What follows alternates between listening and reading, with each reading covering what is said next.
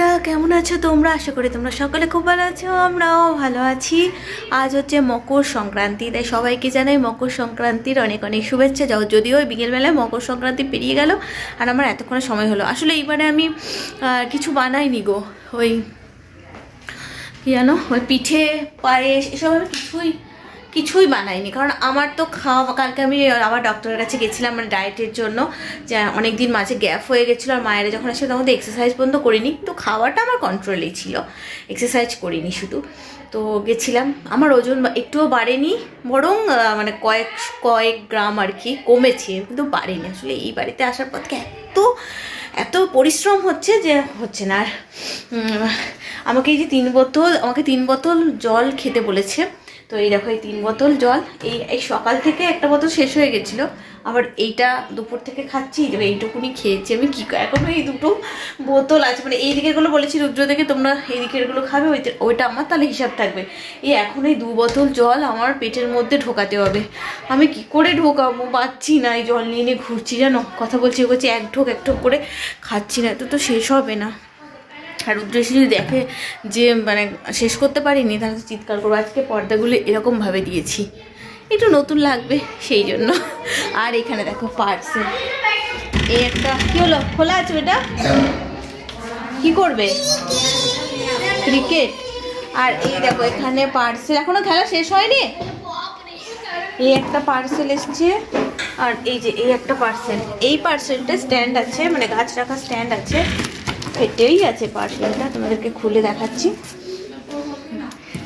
আর ওটা তোমাদেরকে খুলে দেখাবো। কখন লাগানো আমরা জানি না, কারণ রুদ্র আসলে তারপরে যে আজকে ওদের ওই যে পাশের ফ্ল্যাটে ভাবিদের আজ মকর সংক্রান্তির আর কি পুজো ছিল, তো গেছিলাম দুপুরবেলার দিকে, একটু খাওয়া দাওয়া করেছি। বেটু স্কুল থেকে এসে ওকে আবার একটুখানি দিয়ে এলাম, ওই যে খেলছে, আবার এলো ব্যাট বল নিতে। আর এই ব্যাগটা দিয়েছে ভাবি, ওদের এটা একটা নিয়ম আছে। আমি তো বললাম যে আমি তোমাদের রিচুয়ালগুলো, এই জিনিসটা আমি তো জানি না, তো যাই হোক ভাল লাগলো, বেশ মজা হলো। চলো পার্সেলগুলো খুলি, হ্যাঁ, খুলে তোমাদেরকে দেখাই। কি হলো পেলি?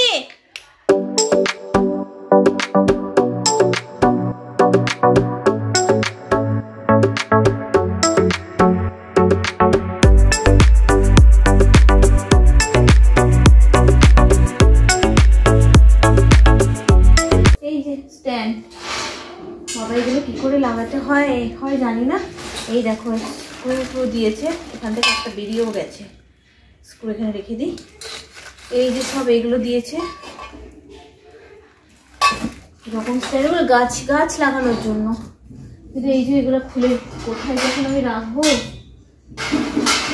এখানেই একটা সাইড করে রাখি, এইটা তো একটা হলো।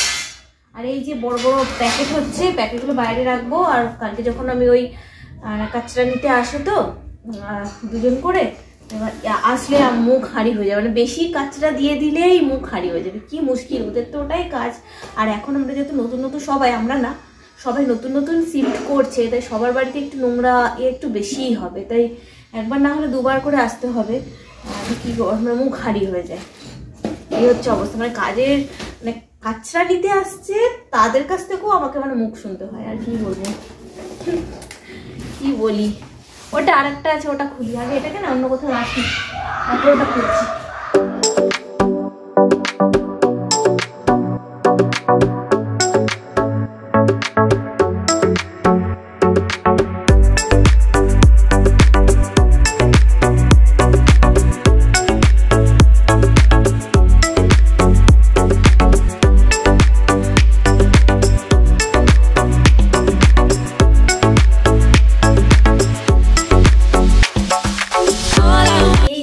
দেখো কি সুন্দর, এটা হচ্ছে হাফ সাইকেল, মানে এই যে হাফ চাকা, আর সাইকেলের এই যে হ্যান্ডেলটা, এই দেখো হ্যান্ডেলটা কিন্তু হাফ চাকা। তো এইটার এখানে এই যে দেওয়ালে এইভাবে লাগানো, মানে এইভাবে আর কি, সোজা দেখাই, এইভাবে লাগানো। এটা একটা আসলে এটা একটা টপ, এখানে একটা মানে টপ নিয়ে এখানটা রেখে দিই, এখানে তো রাখা যাবে না, জাল রয়েছে, এটা জাল এই দেখো।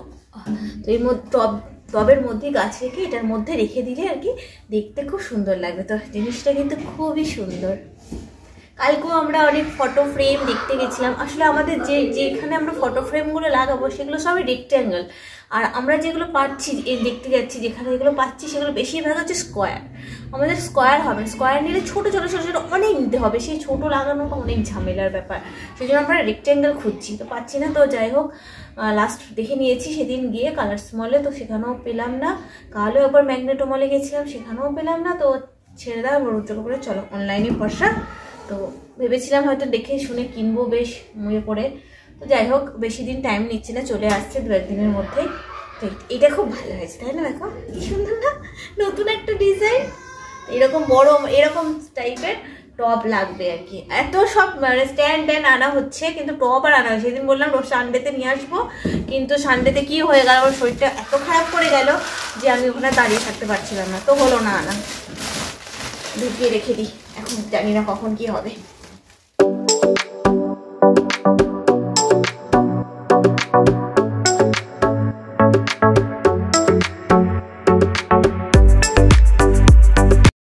আচ্ছা, এর আগে তোমরা এই জিনিসটা দেখেছো?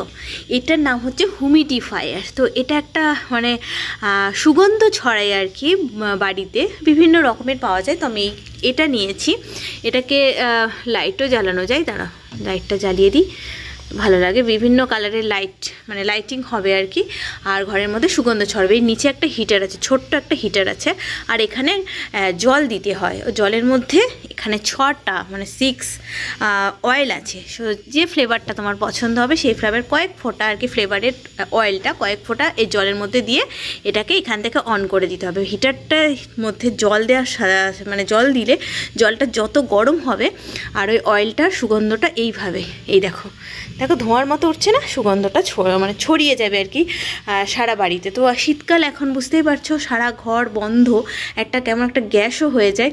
আর এমনিতেও ঘর তো একটা মন্দিরের মতো, তাই সারাক্ষণ যদি একটা সুগন্ধ মানে ছড়ায় আর কি, ঘরের মধ্যে সুগন্ধ থাকে, তাহলে একটা পজিটিভ এনার্জিও গ্রো করে।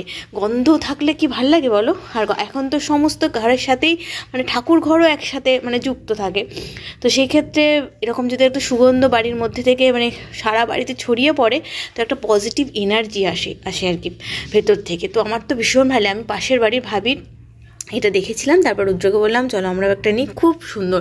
এটা কিন্তু খুব সুন্দর, তোমরা যদি ব্যবহার করতে চাও এটা কিন্তু ব্যবহার করতে পারো, সারা বাড়ি একেবারে এটা সুগন্ধে ভরে যাবে এত। আর এটা রাত্রির দিকে অন্ধকার থাকলে লাইটটা তো আরও বেশি ভালো লাগবে। তো এটা 3-4টে কালার আর লাইটে হয় আর কি, আর এখানে অন করতে হয়। আর জলটা দিতে হবে, একটা লেভেল আছে, সেই লেভেল পর্যন্ত জল দিতে হবে, আর 3-4 ফোঁটা মাত্র অয়েল। তো লেভেল পর্যন্ত জল দিয়ে দিলে 3-4 ঘন্টা একদম নিশ্চিন্ত এটা চলতে থাকবে। তো খুব